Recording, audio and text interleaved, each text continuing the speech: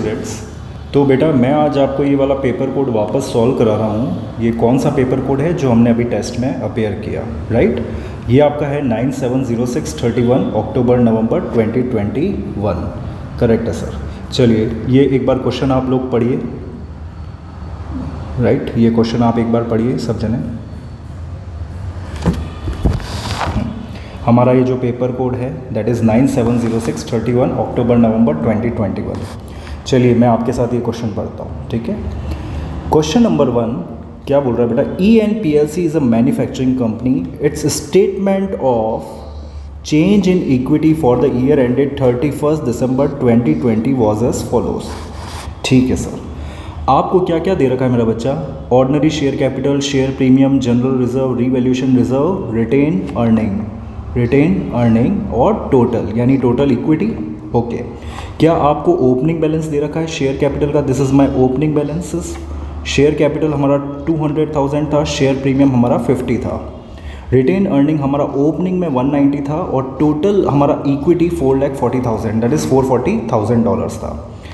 अब ये जो आपको दे रखा है बच्चा, ये जो नीचे आपको दे रखा है, ये करंट ईयर का आपको एडजस्टमेंट्स दे रखे हैं, करंट ईयर के ट्रांजैक्शन दे रखे हैं। करंट ईयर में हमने राइट इश्यू कितना इश्यू किया बेटा? $100 का, $100,000 का, और हमें शेयर प्रीमियम कितना मिला? $80,000 का। दैट मीन्स हमारा टोटल राइट इश्यू कितना हुआ? 180। मुझे बताओ राइट इश्यू करने से हमारा कैश फ्लो इंक्रीज़ होता है? यस। तो मुझे बताओ जो कैश फ्लो राइट इश्यू करने से इंक्रीज़ होता है वो कौन सी एक्टिविटी में जाता है सर? वो जाता है फाइनेंस एक्टिविटी, यस और नो। और फाइनेंस एक्टिविटी में ये 1,80,000 क्या हो जाएगा? ऐड हो जाएगा। आपको क्वेश्चन को है ना आराम से पढ़ना है बेटा, don't run while reading the question, please understand the question. आपको धीरे धीरे हर चीज़ समझ में आती रहेगी। नेक्स्ट है फाइनल डिविडेंड।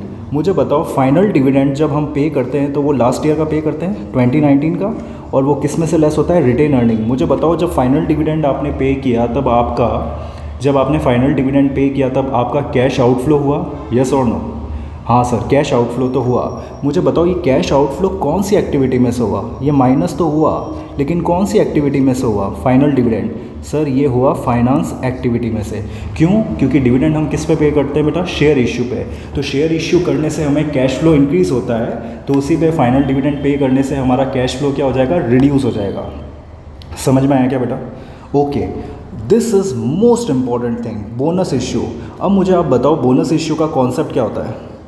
क्या बोनस इश्यू करने से कभी भी कोई कैश आउटफ्लो होता है क्या?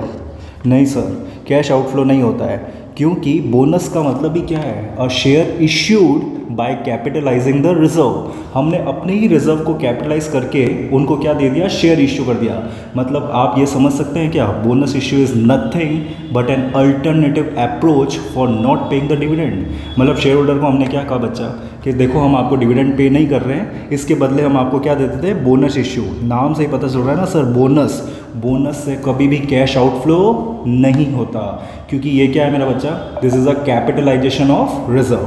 ठीक है sir. Interim dividend, sir dividend pay करने से तो हमेशा कैश आउटफ्लो होता है, बिल्कुल होता है। मुझे बताओ इंटरिम डिविडेंड हमेशा करंट ईयर कैपिटल में से पे किया जाता है, यानी कैश आउटफ्लो तो हुआ। मुझे बताओ क्या ये कैश आउटफ्लो मेरे कैश फ्लो को रिड्यूस करेगा? 100% करेगा। कौन सी एक्टिविटी में करेगा बेटा? Finance activity. यस, तो ये फाइनेंस एक्टिविटी में से क्या हो जाएगा? लेस हो जाएगा। Next transfer. मुझे बताओ ट्रांसफ़र करने से क्या पैसा मेरा बाहर गया? नहीं सर, ये तो आपका पैसा जो था ना जनरल रिजर्व में ऐड ऑन हो गया रिटेन अर्निंग से। इसका मतलब रिटेन अर्निंग से पैसा निकाल के मैंने कहाँ डाल दिया? जनरल रिजर्व में। मैंने कहाँ डाल दिया? जनरल रिजर्व में। इसका मतलब ये पैसा कहीं नहीं गया सर, ये जस्ट हमारे प्रॉफिट्स कन्वर्टेड हो गए हमारे रिजर्व्स में। There is no cash outflow. मतलब एक तो बोनस इश्यू में कैश आउटफ्लो नहीं हुआ और एक ट्रांसफ़र में कैश आउटफ्लो नहीं हुआ। ठीक है, next point, revaluation of reserves. Okay, let's take revaluation of reserve. मुझे बताओ ये रीवैल्यूएशन करने से क्या आपका कैश आउटफ्लो कुछ होता है क्या? नहीं सर, रीवैल्यूएशन तो एक बुक एंट्री होती है। रीवैल्यूएशन हम क्यों करते हैं? ताकि हमारे प्रेमाइसेस को हम मार्केट वैल्यू पे अपेयर कर सकें। इसीलिए हम रीवैल्यूएशन ऑफ एसेट्स पे जो भी गेन होता है उसको हम रिटेन अर्निंग में ऐड नहीं करते due to principle of prudence. हमने एक नया रिजर्व बना दिया, उस रिजर्व का नाम हमने क्या दे दिया मेरा बच्चा? Revaluation reserve. इसका मतलब इससे भी कोई कैश आउटफ्लो या इनफ्लो नहीं होता। Are you getting my point और नॉट? आराम से अगर आप क्वेश्चन को समझोगे तो आपको क्वेश्चन टफ नहीं लगेगा। नेक्स्ट आपको क्या दे रखा है मेरा बच्चा? Profit for the year. Sir हमारा ऑपरेटिंग एक्टिविटी है ना, कैश फ्लो फ्रॉम ऑपरेटिंग चालू यहीं से होता है, लेकिन सर वो तो प्रॉफिट फ्रॉम ऑपरेशन से होता है। हाँ, तो मुझे बताओ प्रॉफिट फॉर द ईयर में मुझे क्या ऐड करना पड़ेगा? Finance cost. कौन सा फाइनेंस कॉस्ट? पेड या एक्रूड वाला? Obviously sir statement of profit and loss में हम कौन सा फाइनेंस कॉस्ट दिखाते हैं? जो ड्यू हो गया है। यानी इस प्रॉफिट फॉर द ईयर में मुझे क्या ऐड करना पड़ेगा? इस प्रॉफिट फॉर द ईयर में मुझे क्या ऐड करना पड़ेगा? इस प्रॉफिट फॉर द ईयर में मुझे ऐड करना पड़ेगा फाइनेंस कॉस्ट, पेड नहीं ड्यू, पेड नहीं ड्यू।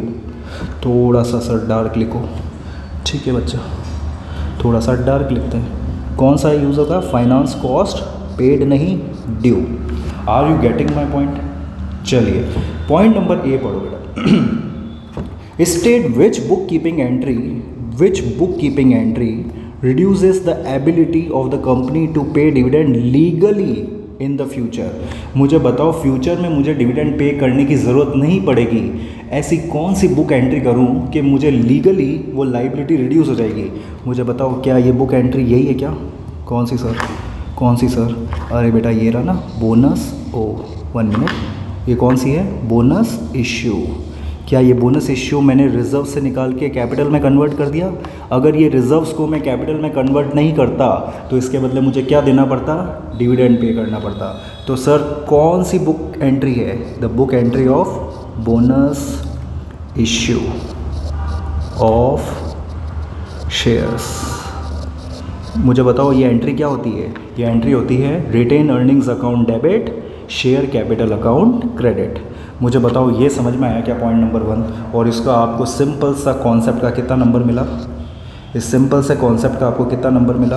1 मार्क। गाइस क्लियर हुआ क्या? ठीक है, अब हम पढ़ते हैं आराम से एडिशनल इन्फॉर्मेशन को। करिए सर करिए, एडिशनल इन्फॉर्मेशन पढ़िए आप। चलो मेरे साथ साथ आप लोग भी पढ़ो। मेरे साथ साथ आप लोग भी पढ़िए additional information. On 1 January 2020 the business had a bank overdraft. Aditya Kunj Pravesh, समझो बेटा, आपको 1 जनवरी यानी ओपनिंग में कैश बैलेंस कौन सा दे रखा है? एसेट्स वाला नहीं, लाइबिलिटी वाला, यानी आपको बैंक ओवरड्राफ्ट दे रखा है। ओपनिंग बैंक ओवरड्राफ्ट दे रखा है। हाँ सर ये तो हमने सही किया था, डन। इट पेड, वर्ड क्या लिखा हुआ है मेरा बच्चा? वापस पढ़ो ना, वापस पढ़ो ना, वर्ड क्या लिखा हुआ है? It paid, paid paid paid paid paid paid paid interest of 3000 on the overdraft. मुझे बताओ ये जो ओवरड्राफ्ट पे आपने इंटरेस्ट पे किया है, ये फाइनेंस कॉस्ट कौन सा है? पेड। सर ये आपने ड्यूरिंग द ईयर 31 दिसंबर 2020 तक पे किया है। इसका मतलब है सर ये आपका पेड और ड्यू दोनों है, मतलब जितना ड्यू हुआ था उतना कितना आपने पे कर दिया। ठीक है सर, आगे बढ़ो। Depreciation charge during the year वर टोटल्ड 20,000। मुझे बताओ क्या आपको डेप्रीशिएशन कितना चार्ज किया ये ऑलरेडी दिया हुआ है? हाँ, इसका मतलब ये तो खुशी की बात है सर, हमको प्रोविज़न फॉर डेप्रीशिएशन अकाउंट बनाने की ज़रूरत नहीं है। मुझे बताओ ये डेप्रीशिएशन क्या हो जाएगा? ऐड हो जाएगा। कहाँ ऐड हो जाएगा सर? ऑपरेटिंग एक्टिविटी में। यस और नो? हाँ सर, आगे बढ़ो। During the year 31 December 2020 some machinery was disposed off for $47,000। मुझे सब जने सोच के बताओ डिस्पोज्ड ऑफ होने का क्या मतलब होता है? सर क्या ये आपका सॉरी मुझे बताओ डिस्पोज्ड ऑफ होने का मतलब क्या होता है? ये आपने सेल कर दी और ये आपको 47,000 क्या दे रखा है? ये आपको 47,000 क्या दे रखा है मेरा बच्चा? क्या ये सेल वैल्यू दे रखी है? यानी 47,000 रुपीज़ मुझे मिले। हाँ, तो ये जो सेल वैल्यू पे आपको 40,000 मिले, सेल ऑन डिस्पोजल पे कितना मिला बेटा? 47,000। मुझे एक चीज़ सोच के बताओ, 47,000 क्या मेरा कैश इनफ्लो हुआ? हाँ हुआ ना सर। तो ये क्या ऐड हो जाएगा कैश फ्लो में? हाँ हो जाएगा। मुझे बताओ $47 मुझे इनफ्लो हुआ, ये कौन सी एक्टिविटी में ऐड हो जाएगा? सर ये इन्वेस्टिंग एक्टिविटी में ऐड हो जाएगा। Done. This had originally cost 92,000 and depreciation of 31,000 has been provided. इसका मतलब है सर क्या इसकी नेट बुक वैल्यू मैं निकाल सकता हूँ?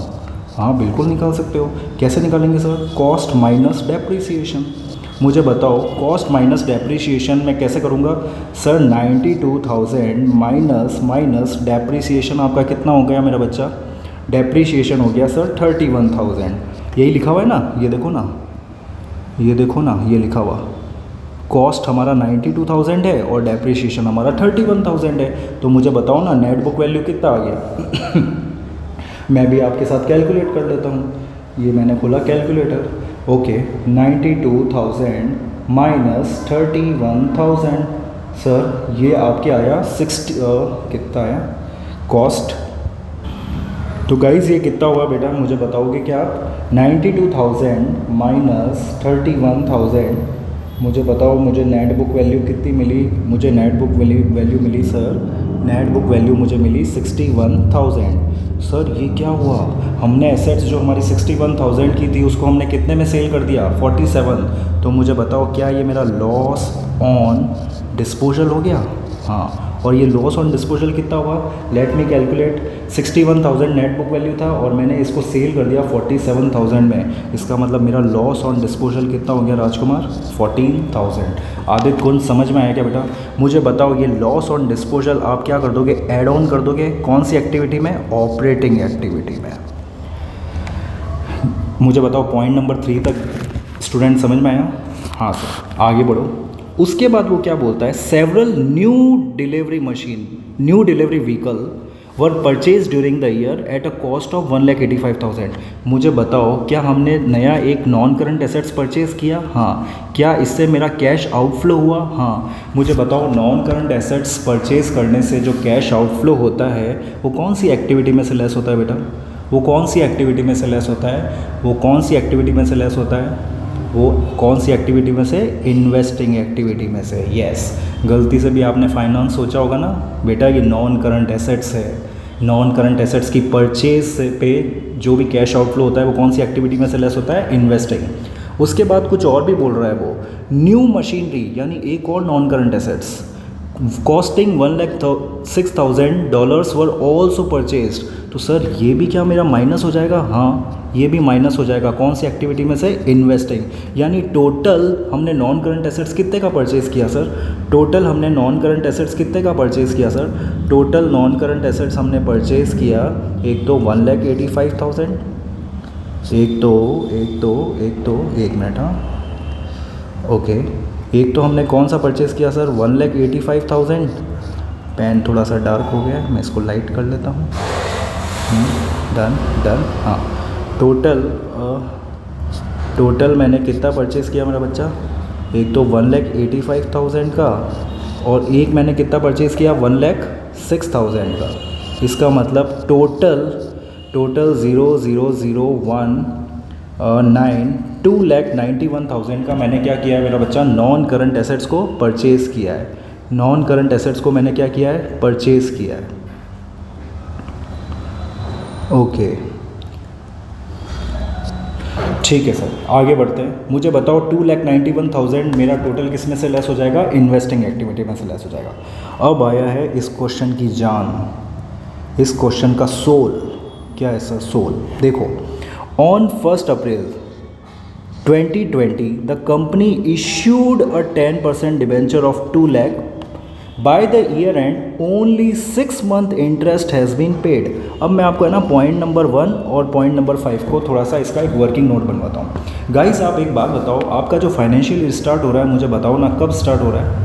सर हमारा फाइनेंशियल ईयर स्टार्ट हो रहा है 1 जनवरी को, 1 जनवरी को। और 1 जनवरी को कब? 2020 को। मुझे बताओ 1 जनवरी 2020 को स्टार्ट हो रहा है और आपने डिबेंचर कौन से मंथ में इशू किया? गाइस प्लीज़ देख के बताओ ना मुझे, आपको डिबेंचर कौन से मंथ में इशू किया आपने? सर डिबेंचर इशू किए हैं 1 अप्रैल 2020 को। यानी मुझे बताओ ये जो डिबेंचर आपने 2 लाख के लिए है इस पे आपको इंटरेस्ट ड्यू कितना हुआ है? सर इंटरेस्ट ड्यू हुआ है $2 लाख इंटू, एक मिनट, $2 लाख इंटू कितना परसेंट है? 10% है, इंटू मुझे बताओ ड्यू, ये जो डिबेंचर आपने इंटरेस्ट ड्यू होगा वो कितने महीने का होगा? सर ये होगा 1 अप्रैल से लेके 31 दिसंबर तक। यानी हमें इंटरेस्ट ड्यू कितने महीने का होगा बेटा? 9/12 मंथ्स का। डिबेंचर हमें ड्यू कितने मंथ का होगा बेटा? 9/12 मंथ्स का। ये समझ में आया क्या? हमको डिबेंचर ड्यू कितने महीने का होगा बेटा? 9/12 मंथ्स का।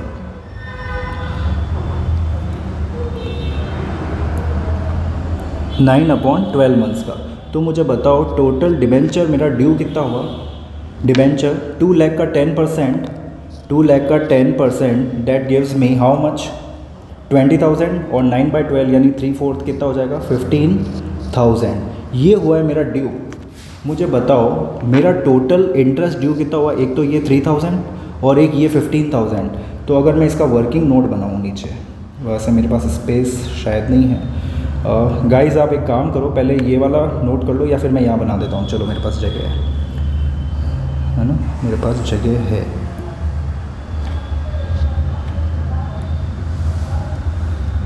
ओके, ये वाला सबसे इम्पोर्टेंट है बेटा। अब देखो ध्यान से देखना, मेरा डिबेंचर इंटरेस्ट ड्यू कितना हुआ है सर? डिबेंचर इंटरेस्ट ड्यू कितना हुआ है? ड्यू हुआ है सर 15,000। येस और नो? उसके अलावा एक इंटरेस्ट और था बैंक ओवरड्राफ्ट का। बैंक ओवरड्राफ्ट का कितना था? 3,000। तो इसका मतलब मेरा फाइनेंस कॉस्ट इस बार का कितना हुआ? मेरा फाइनेंस कॉस्ट कितना हुआ? मेरा फाइनेंस कॉस्ट हुआ है सर 18,000 का। मेरा फाइनेंस कॉस्ट कितना हुआ है? 18,000 का।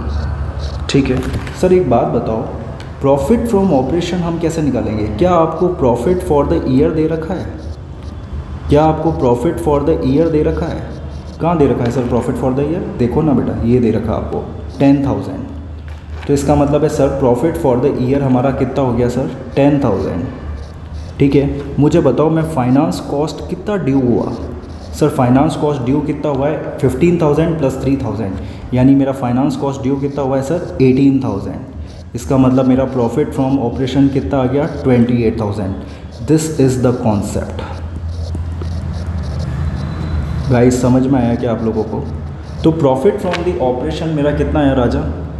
मेरा प्रॉफिट फ्रॉम द ऑपरेशन कितना आया? 28,000। क्योंकि यहाँ पे हम कौन सा फाइनेंस कॉस्ट ऐड करते हैं? ड्यू वाला, ना कि फाइनेंस कॉस्ट जो हमने पे किया है।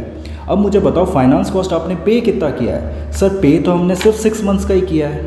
ये देखो ना लिखा हुआ है by the year end, by the year end, by the year end only 6 month interest had been paid. इसका मतलब है सर, इसका मतलब ये है कि सर हम जो इंटरेस्ट पेड, मैं कहाँ लिखूँ, मैं यहाँ लिख लेता हूँ। मुझे बताओ मैंने इंटरेस्ट पे कितना किया है सर? इंटरेस्ट पे कितना किया है? एक तो बैंक ओवरड्राफ्ट पे 3,000 प्लस प्लस प्लस मैंने एक इंटरेस्ट पे कितना किया है? 6 मंथ का डिबेंचर इंटरेस्ट पे। यानी डिबेंचर इंटरेस्ट पे मैंने कितना पे किया सर? 2 लाख का 10%, 9 मंथ का नहीं 6 मंथ का। इसका मतलब मैंने इंटरेस्ट पे तो कितना किया है? ओनली 10,000। तो मुझे बताओ मेरा फाइनेंस कॉस्ट रिड्यूस कितना होगा? Cash flow from operating activity में से, ऑपरेटिंग एक्टिविटी से मेरा cash flow finance cost less कितना होगा? 13,000। इसका मतलब ये हुआ सर जब मैं finance profit from the operation निकालूंगा तब मैं फाइनेंस कॉस्ट कौन सा ऐड करूंगा? जो ड्यू हुआ है। लेकिन सर जब मैं रिड्यूस करूंगा, जब मैं फाइनेंस कॉस्ट रिड्यूस करूंगा ऑपरेटिंग एक्टिविटी में से, तब मैं कितना रिड्यूस करूंगा? 15,000। सॉरी मैं कितना रिड्यूस करूंगा सर? 13,000। 3,000 प्लस 10,000 ये वाला मैं रिड्यूस करूंगा। और ये पूरे क्वेश्चन की यही जान थी। तो ये चीज़ आपको अंडरस्टैंड करनी है बेटा कि जब हम इंटरेस्ट कैश आउटफ्लो करेंगे, हम एक बात सिंपल बात बताओ, जब मैं कैश आउटफ्लो करूँगा तो कितना करूँगा? एक तो बैंक ओवरड्राफ्ट का 3,000 प्लस जितना मैंने पे किया है, मैंने पे तो 6 मंथ्स का ही किया ना मेरा बच्चा। आपको समझ में आया। लेकिन जब मैं प्रॉफिट फ्रॉम ऑपरेशन कैलकुलेट करूंगा उस केस में मैं प्रॉफिट फ्रॉम ऑपरेशन कैलकुलेट करते समय मैं कौन सा फाइनेंस कॉस्ट लूँगा, जो ड्यू किया या जो एक्रूड किया। सर जो एक्रूड किया, और एक्रूड कैसे निकालूंगा सर, हम एक्रूड कैसे निकालेंगे, एक्रूड की कैलकुलेशन सिंपल होगी, कैसे होगी सर, ये रही 2 लाख का 10% और एक्रूड कितने महीने का हुआ, 9 मंथ्स का 15,000। This is the I can say the whole and soul एंड आत्म of the question. Are you getting my point. उसके बाद एक अच्छा पॉइंट और है जो आप सब समझ गए, the working capital of the company, the working capital of the company excluding the bank account and accrued interest increased by 45,000।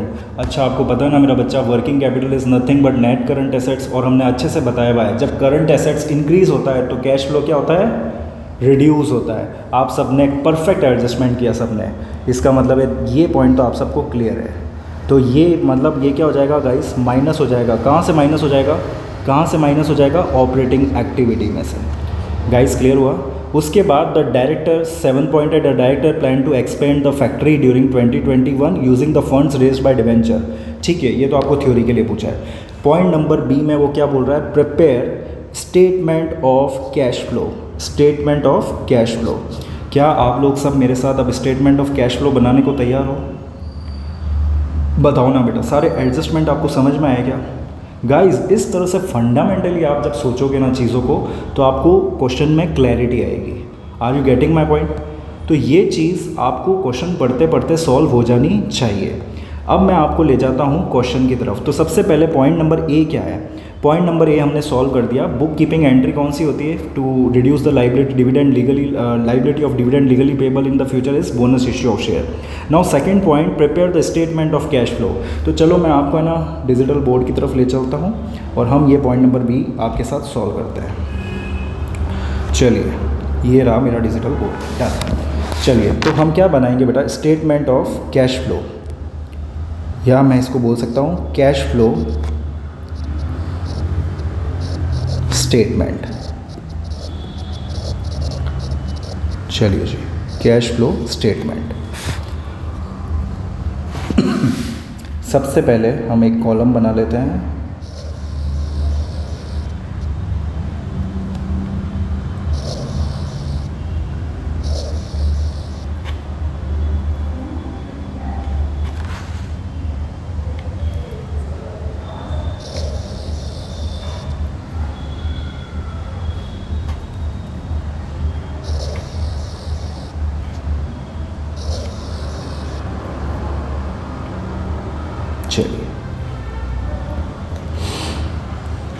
चलिए चलिए चलिए डिटेल्स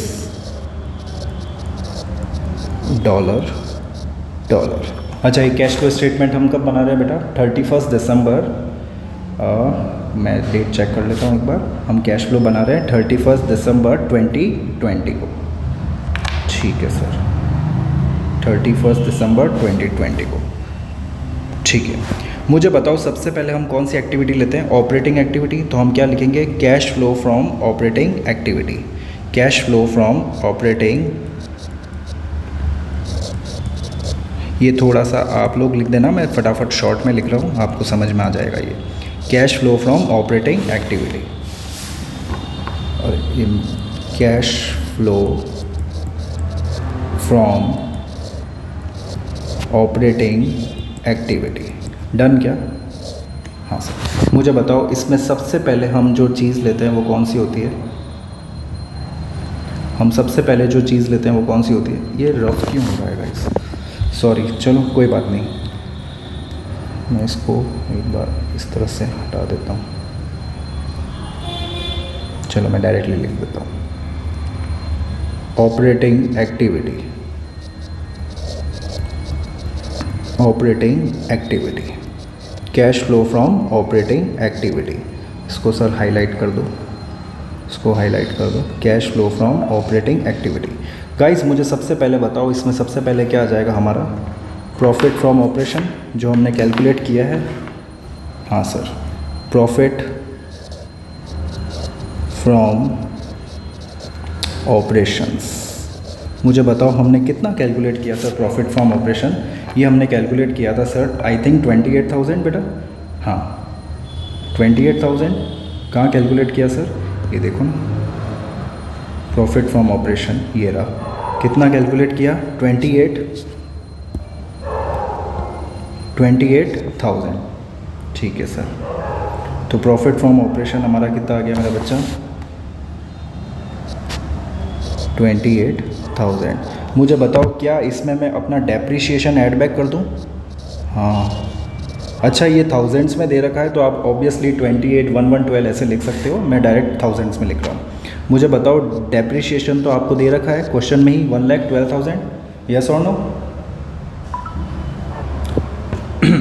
मुझे बताओ क्या ये तो आपको पॉइंट नंबर 2 में गिवन है। उसके बाद सर ऐड हो जाएगा लॉस ऑन डिस्पोजल। ये हमने कितना कैलकुलेट किया था मेरा बच्चा, लॉस ऑन डिस्पोजल हमने कितना कैलकुलेट किया था सर? ये हमने कैलकुलेट किया था आई थिंक 14,000 कैलकुलेट किया था। ये रहा लॉस ऑन डिस्पोजल 14,000, दिखा क्या? हाँ 14,000 क्या हो जाएगा, ये ऐड बैक हो जाएगा।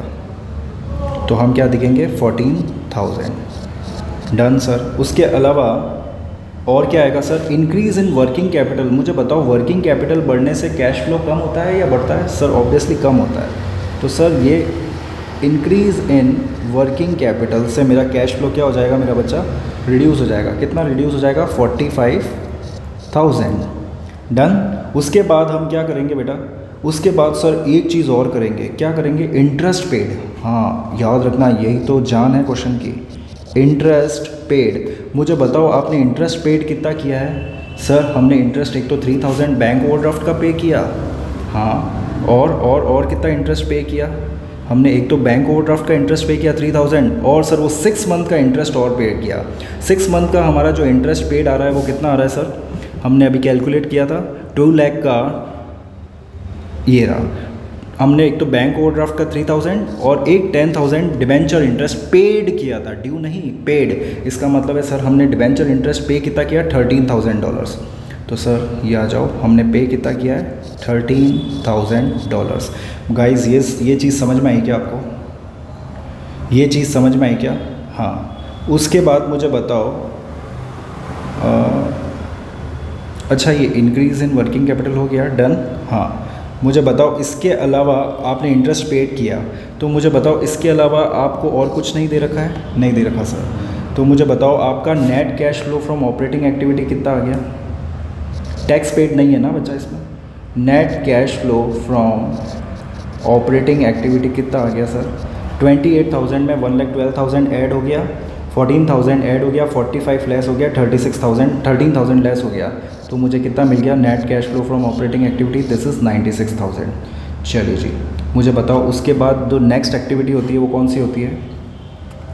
आई थिंक एक्टिविटी का नाम होता है फाइनेंस एक्टिविटी। कॉफ़ी नहीं, ऑफ़ी, यानी ऑपरेटिंग फाइनेंस। अच्छा फाइनेंस एक्टिविटी में सर क्या क्या आएगा? अरे बेटा वो इश्यू ऑफ राइट शेयर, हमने राइट शेयर इशू किए थे। हाँ तो इश्यू ऑफ राइट शेयर, कितने के राइट इश्यू किए थे सर? राइट शेयर कितने के इशू किए? आप देखो ना क्वेश्चन देखो बेटा, आपने कितने के शेयर इशू किए हैं? एक तो 1 लाख का, 1,00,100 का, तो यानी 100,000, 1 लाख का तो शेयर कैपिटल और 80,000 का प्रीमियम। अच्छा मुझे बताओ शेयर इशू करने से पैसे आते हैं या जाते हैं? सर आते हैं ना, तभी तो शेयर इशू किया। हाँ कैश इनफ्लो होता है 1,80,000। उसके बाद सर और क्या आएगा फाइनेंस एक्टिविटी में? सर हमने ना डिबेंचर इशू किया। ये सारे बच्चे पॉइंट भूल गए बेटा।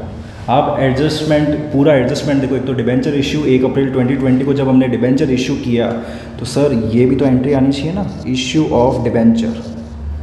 2 लाख रुपए भी तो आए हैं हमारे पास। अच्छा डिबेंचर इशू करने से क्या हमारा कैश इनफ्लो बढ़ेगा? ऑब्वियसली बढ़ेगा sir, this is the most important. और मैं तो कह रहा हूँ ये पूरा क्वेश्चन ही डिबेंचर और इसके इंटरेस्ट पे आगे पीछे घूम रहा है।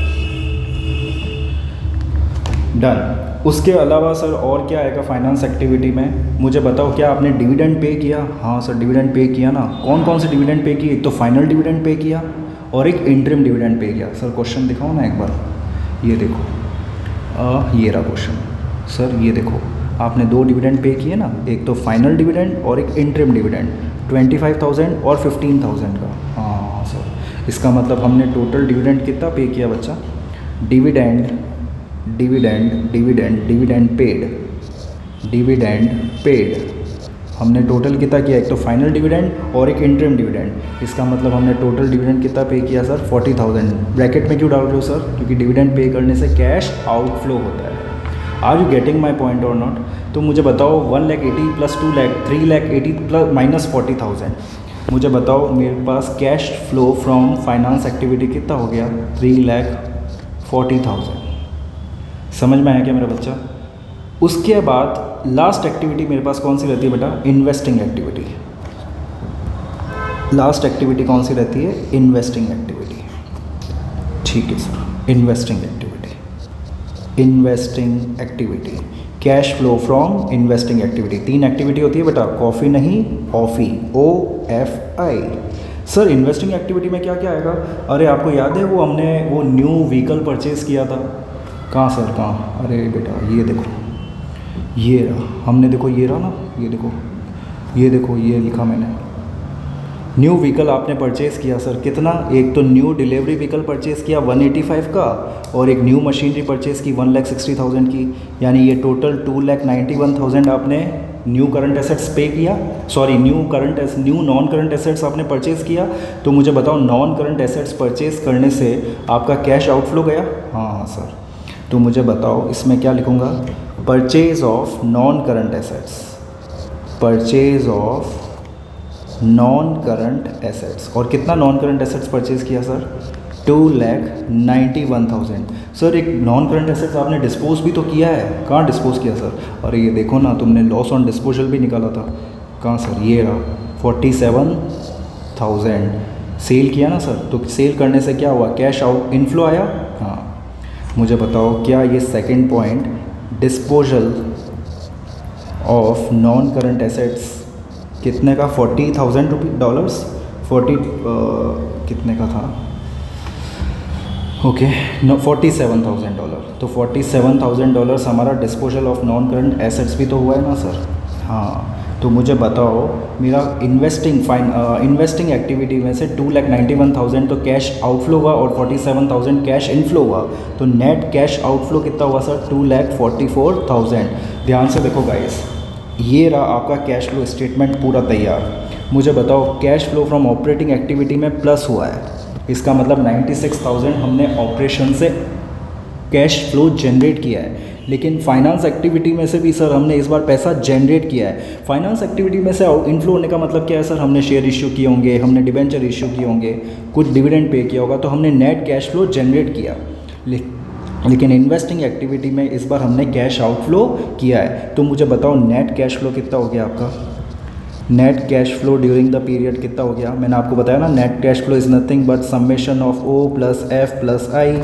मुझे बताओ O में था 96,000, F में है आपका 3,40,000 और आपका I में है 2,44,000। मुझे बताओ नेट कैश फ्लो कितना हो गया मेरा बच्चा? सर मैं तो कैलकुलेट कर लेता हूँ, कैलसी पे है 96 प्लस 340 माइनस करेंगे यहाँ बच्चा 244, यानी मेरा नेट कैश फ्लो इस बार का कितना हुआ? 1,92,000 रुपीज़, 1000 में ध्यान रखना। तो 1,92,000। मुझे बताओ ओपनिंग में आपके पास बैंक ओवरड्राफ्ट था ना बेटा? हाँ सर। तो बैंक ओवरड्राफ्ट क्या हो जाएगा? लेस हो जाएगा। और बैंक ओवरड्राफ्ट कितना था आपके पास सर? कितना था? क्वेश्चन देखो एक बार, आपके पास बैंक ओवरड्राफ्ट कितना था ओपनिंग में? ये लिखा हुआ देखो 42,000। इसका मतलब ओपनिंग में आपके पास नेगेटिव कैश था। हाँ सर, नेगेटिव कैश कितना था? 42,000। तो इसका मतलब आपका closing cash and cash equivalent कितना हो गया guys? Closing cash and cash equivalent कितना हो गया? मैं कैलकुलेट कर लेता हूँ। 192 माइनस 42,000, यानी मेरा closing cash and cash equivalent कितना हो गया? $1,50,000। This is your cash flow statement guys. इस तरह से बेटा आपको पूरा पेपर अच्छे से सॉल्व करना है और अच्छे से करना है। उसके अलावा बात रही जहाँ तक थ्योरी की, मुझे बताओ आपका थ्योरी में पहला पॉइंट क्या था कि आपको पॉइंट नंबर C अगर हम देखेंगे एक बार, पॉइंट नंबर 1 और B हमारा कवर हो गया। अब पॉइंट नंबर C क्या पूछा? एडवाइज द डायरेक्टर वेदर और not the performance of company satisfactory. तो मुझे बताओ कंपनी की परफॉर्मेंस सेटिस्फैक्ट्री है या नहीं है? पहले तो आप रिटेन अर्निंग देखो। मुझे ध्यान से देखो बेटा, ओपनिंग में आपका प्रॉफिट कितना था, सॉरी ओपनिंग में आपके पास रिटेन अर्निंग कितना था 1,90,000 का, और क्लोजिंग में कितना रह गया 70,000। तो पहले आप बोलोगे sir retain earning is reduces drastically. Are you getting my point? आपका जो ओपनिंग में 190 था, अब आपका 70,000 रह गया है। तो परफॉर्मेंस ऑफ द कंपनी कहीं ना कहीं लोअर साइड पे है। आपका प्रॉफिट भी कितना हो रहा है, सिर्फ $10,000। तो इसका मतलब आपका प्रॉफिटेबिलिटी भी लो है। तीसरा, सर आपका प्रॉफिटेबिलिटी तो 10,000 है और आप डिविडेंड कितना पे कर रहे हो 15,000, यानी आपकी कंपनी की जो फाइनेंशियल पॉलिसी है वो सर अप्रोप्रिएट नहीं है, क्योंकि आप प्रॉफिटेबिलिटी से ज़्यादा डिविडेंड पे कर रहे हो। Are you getting my point? उसके अलावा आप डिविडेंड तो पे कर रहे हो, और लास्ट ईयर का जो प्रपोज डिविडेंड था, जो इस बार का फाइनल डिविडेंड पे किया होगा आपने, वो भी आपने कर दिया पे। तो इसका मतलब ये हुआ सर आपकी कंपनी की प्रॉफिटेबिलिटी कम है, लेकिन your dividend policy is not as appropriate as we can suggest. क्योंकि जब आपकी प्रॉफिटेबिलिटी कम होती है तो कंपनी का जो स्ट्रेटेजी होना चाहिए बेटा, वो होना चाहिए कि ज़्यादा से ज़्यादा प्रॉफिट रिटेन किया जाए, ताकि उस प्रॉफिट को हम क्या कर सकें, री इन्वेस्ट कर सकें for the future growth and prosperity of the company. तो इस तरह से बेटा आपको सोचना है। आप रेशियो एनालिसिस भी कर सकते हो, आप रिटर्न ऑन कैपिटल एम्प्लॉयड भी कैलकुलेट कर सकते हो। तो आपको इस तरह से थ्योरी का आंसर आपको अपनी लैंग्वेज में प्रोवाइड करना है। नेक्स्ट आप अगर देखेंगे point number D, point number D में आपको क्या पूछा था, discuss the decision to issue the debenture. मुझे बताओ, जब आप एक्सपेंशन करते हो कंपनी के लिए, तब आप शॉर्ट टर्म फाइनेंस लाना पसंद करोगे या लॉन्ग टर्म के लिए फाइनेंस लाना पसंद करोगे? सर ये हमने पहले भी डिस्कस किया हुआ है बेटा, जब भी कंपनी का एक्सपेंशन होता है ना बच्चा, तब एज अ ओनर मैं हमेशा क्या चाहूँगा कि कंपनी में इक्विटी इन्वेस्टमेंट आए, लॉन्ग टर्म इन्वेस्टमेंट आए, ताकि मेरा एक फिक्स्ड कॉस्ट जो होता है कंपनी का, वो हमें इनकर ना करना पड़े। हम फाइनेंस कॉस्ट डिबेंचर की तरफ कब मूव करते हैं या लोनिंग की तरफ कब मूव करते हैं, जब हमें इक्विटी इन्वेस्टर्स नहीं मिलते। सेकेंड पॉइंट हम ये भी कह सकते हैं कि जब कंपनी में डिबेंचर आते हैं तो कंपनी का डेप्थ बढ़ता है, और जब कंपनी का डेप्थ बढ़ता है तो जो कंपनी का इंटरेस्ट कवरेज रेशियो होता है, जो कंपनी का इंटरेस्ट कवरेज रेशियो होता है, वो earning before interest and tax, that is operation, profit from operation के बेसिस पे होता है। इसका मतलब अगर आपका प्रॉफिट फ्रॉम ऑपरेशन, अगर आप ध्यान से देखो तो आपका प्रॉफिट फ्रॉम ऑपरेशन हमने कैलकुलेट किया, कितना आया था आपका बेटा प्रॉफिट फ्रॉम ऑपरेशन, ये रहा प्रॉफिट फ्रॉम ऑपरेशन आया आपका 28,000। उसके मुकाबले अगर आप इंटरेस्ट कॉस्ट देखो तो आपका 18,000 है। इसका मतलब है, आपको नहीं लगता सब्सटेंशियली मोर देन 60% आपका जो प्रॉफिट्स है वो आपका फाइनेंस कॉस्ट में जा रहा है? हाँ, मतलब सर आपका जो प्रॉफिट फ्रॉम ऑपरेशन है वो 28,000 है, और आप इंटरेस्ट कितना ड्यू कर रहे हो 18,000, यानी more than 60% of your profitability is diverted to finance cost. You need to limit your finance cost. आप जल्दी से जल्दी अपने डिबेंचर को रीपे करो, और उस फाइनेंस कॉस्ट के बदले आप उस डिबेंचर के बदले आप लॉन्ग टर्म इन्वेस्टर्स को ढूंढो और अपनी कंपनी में लॉन्ग टर्म इन्वेस्टमेंट लेके आओ। क्योंकि जब हम एक्सपेंशन करना है तब हम लॉन्ग टर्म के लिए इंटरेस्ट कॉस्ट को बियर नहीं कर सकते। This is how you have to think for the theory point of view. Guys I hope आपको ये पूरा क्वेश्चन अच्छे से क्लियर हो गया होगा। ऑलमोस्ट 37 मिनट्स का ये वीडियो बना है गाइज। आप मुझे बताइएगा क्या ये आपके लिए फ्रूटफुल है या नहीं है, और इसको मुझे आप वापस PDF में प्रेजेंट करके बताइएगा। Thank you so much, bye bye, have a great learning guys, thank you.